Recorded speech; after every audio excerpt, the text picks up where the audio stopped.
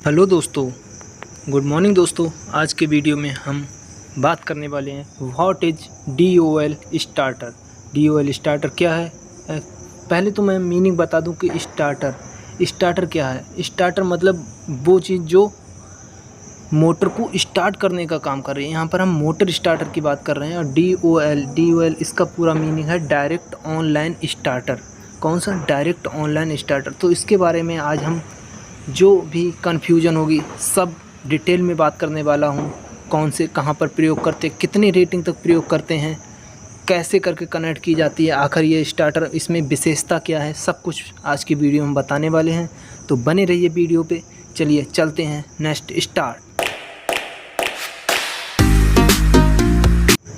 तो सबसे पहले व्हाट इज DOL स्टार्टर हो गया। इसके बाद ये जो डिब्बा टाइप देख रहे हैं, इसमें हम देख सकते हैं कि ये स्टार्टर, इसमें कॉइल कॉन्टैक्टर ये सब लगे हुए हैं। इसमें ऑन ऑफ पुश बटन है। किस तरह से एक कंट्रोल डायग्राम बनाया जाता है वो सब हम बताने वाले हैं। तो बने रहिए, पढ़ते हैं। देखिए, डायरेक्ट ऑनलाइन स्टार्टर, मैंने इसको बताया था कि नहीं पहले, इसका नाम होता है कि DOL का मतलब डायरेक्ट ऑनलाइन स्टार्टर। तो direct online starter DOL starter is one of the simplest method of for starting electric motors. मतलब मोटर को स्टार्ट करने का सबसे सिंपल जो फंडा है वो डायरेक्ट ऑनलाइन स्टार्टर है। Typically use to smaller motor usually 5 below rating. इसकी जो रेटिंग दी है कि 5 हाउस पावर तक की मोटर के लिए हम यूज करते हैं। मतलब 5 हाउस पावर लगभग 3 किलोवाट के समथिंग आएगा, तो उसमें हम इसको यूज करते हैं। 3.5 किलोवाट के समथिंग कुछ रहता है।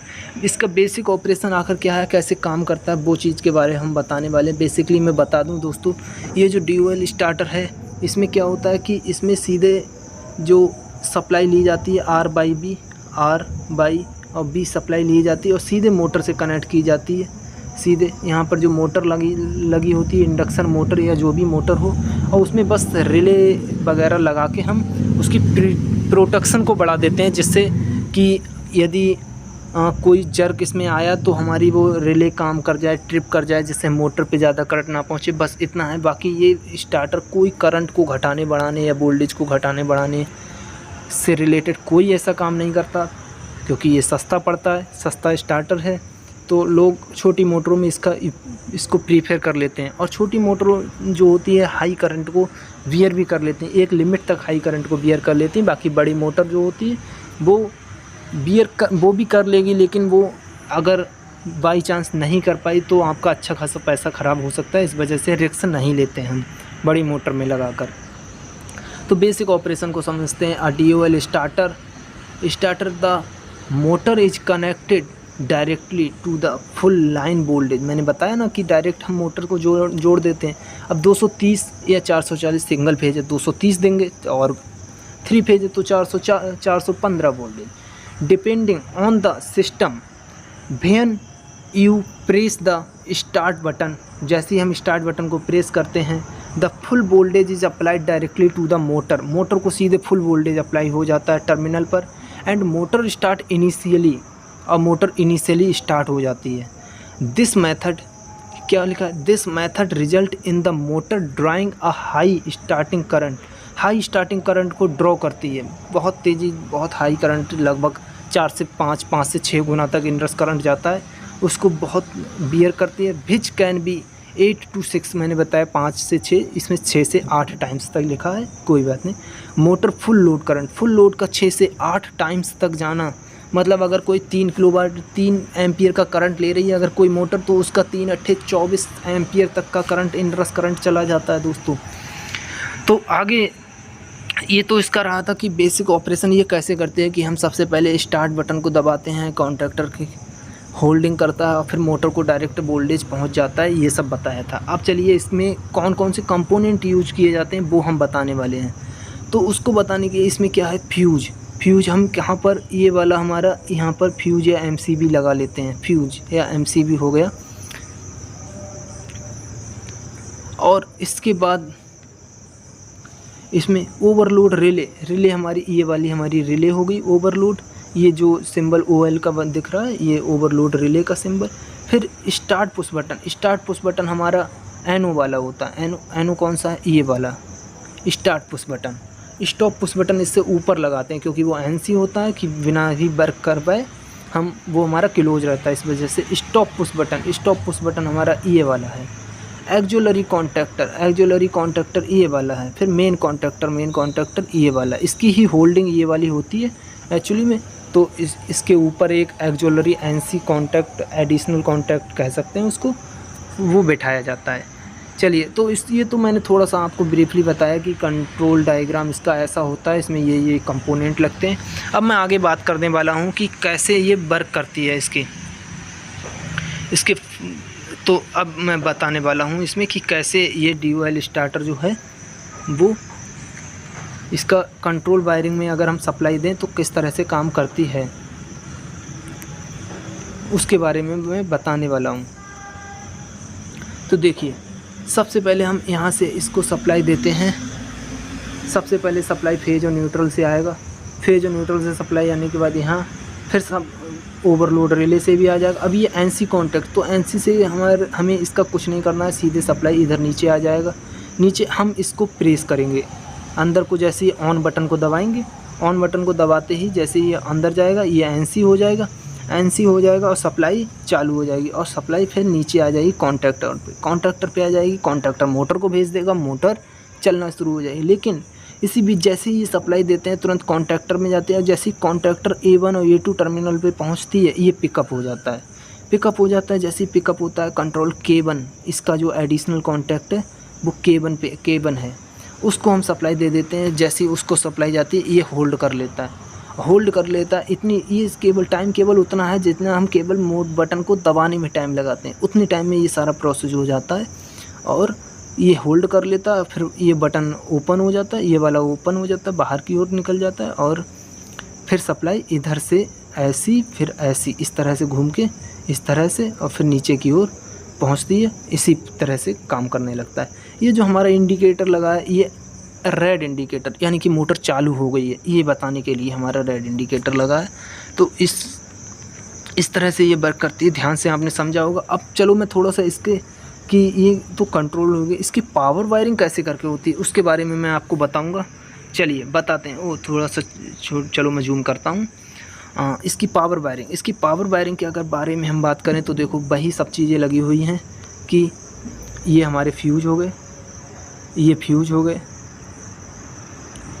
फ्यूज या सर्किट ब्रेकर, MCB, MCC कुछ भी हो सकता है। यहाँ पर फ्यूज भी हो सकते हैं, सर्किट ब्रेकर भी हो सकता है। सर्किट ब्रेकर में कौन सा हो सकता है? MCC ही हो सकता है, ज़्यादातर ऐसा फ्यूज ही लगाते हैं। और बाकी के RCC भी कहीं यूज कर सकते हैं हम, तो अपने डिपेंड ऑन सिचुएशन कर लेते हैं। बाकी ये कॉन्टैक्टर हो गए, ये हमारे कॉन्टैक्टर हो गए, ये वाला कॉन्टैक्टर हो गया।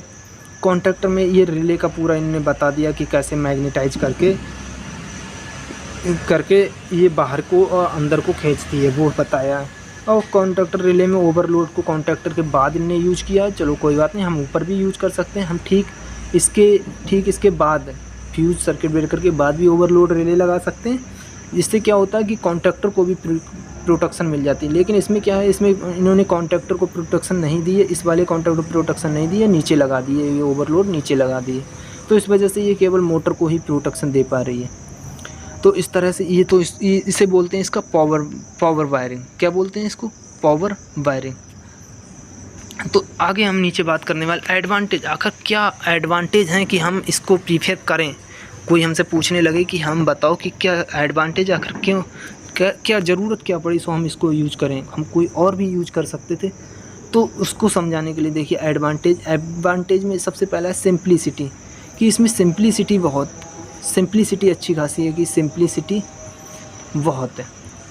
आराम से साधारण सा है, बस मोटर को रिले से जोड़ा, सीधे मोटर से टर्मिनल जोड़ दिए कॉन्टैक्टर लगा के, बस हो गया। फिर नो वोल्टेज ड्रॉप, कोई वोल्टेज का ड्रॉप नहीं है, सीधा जितना है उतना ही जा रहा है, बात ख़त्म। The motor received full voltage so it start quickly and can immediately generate full torque. जैसे ही मोटर का फुल वोल्टेज जाता है वो फुल टॉर्क दे देती है इमीडिएटली, ये इसका रहता है। फिर लो कॉस्ट ये सबसे ज़्यादा कारण, ये सबसे बड़ा वाला कारण है कि इसमें कॉस्ट कम होती है। नॉर्मल पैनल बन जाता है हमारा 2-2.5-3 हज़ार रुपये में पैनल हमारा ये छोटा सा बन सकता है एक छोटी मोटर के लिए 5 के। इसके लिए फिर डिसएडवांटेज क्या है? डिसएडवांटेज में इसका हाई इनरश करंट, मैंने बताया इनरश करंट बहुत स्टार्ट है, 6 to 8 टाइम्स तक जाता है। अब 6 to 8 टाइम्स अगर मोटर की बाइंडिंग ना झेल पाई बाई चांस तो मोटर तो गई, ख़राब हो जाएगी। मैकेनिकल स्ट्रेस भी पड़ता, मोटर एक साथ ढाई से चालू होती है तो उस वजह से उससे भी बाइंडिंग पे जर्क लगता है, तो वो टेंशन आ सकती है। बाकी लिमिटेड यूज बोले तो एक लिमिट दे दी कि 5 हाउस पावर तक यूज करता। हालांकि इंडस्ट्री में ये इसको, मैं जिस इंडस्ट्री में था 18.5 किलोवाट तक इसको यूज कर रहे थे वो लोग। और जो ऐसी मोटर होती हैं जिन्हें कंटिन्यूसली 24 घंटे चल रही हैं तो उनमें भी इसको यूज कर लेते हैं। बाकी आगे हम देखने वाले हैं कि वेन यूज मोटर इसको यूज कर रहे हैं कहाँ। तो इसमें देखिए dual starter are best suitable for small robots motor that can handle the high starting current and torque without damage, such as motor used in pump, fans and conveyors. In short, a dual starter is a straightforward and co-effective way to start a motor but can lead to mechanical and electrical issue.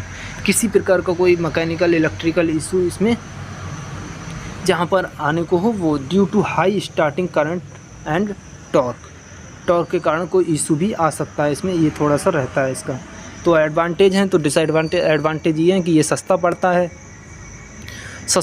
और जबकि star delta है, BFD है, soft starter है, इनके बारे में आगे बताऊंगा, लेकिन ये कॉस्टली चीज़ें हैं। सबसे महंगा BFD हमारा पड़ता है और सॉफ्ट स्टार्टर भी महंगा पड़ता है। तो वो कहाँ यूज करते हैं, वो हाई मोटर में करते हैं, उनके बारे में मैं बताऊंगा। दोस्तों इस तरह की मेरी PDF को अगर आपको चाहिए हो तो मेरे टेलीग्राम चैनल को ज्वाइन करना, जिसका मैं डाटा डिस्क्रिप्शन में दे दूंगा। बाकी और भी सारी स्टार्टर्स की वीडियो या टेक्निकल इलेक्ट्रिकल से रिलेटेड कुछ भी आपको कंटेंट चाहिए हो तो आप मुझे कमेंट कर सकते हैं। कमेंट में आप अपना नाम लिख के बता सकते हैं, जिससे मैं उस वीडियो को बनाकर आपका नाम भी मैं साझा कर सकता हूं। तो thank you for this video. तो चलते हैं, आज के लिए बाय।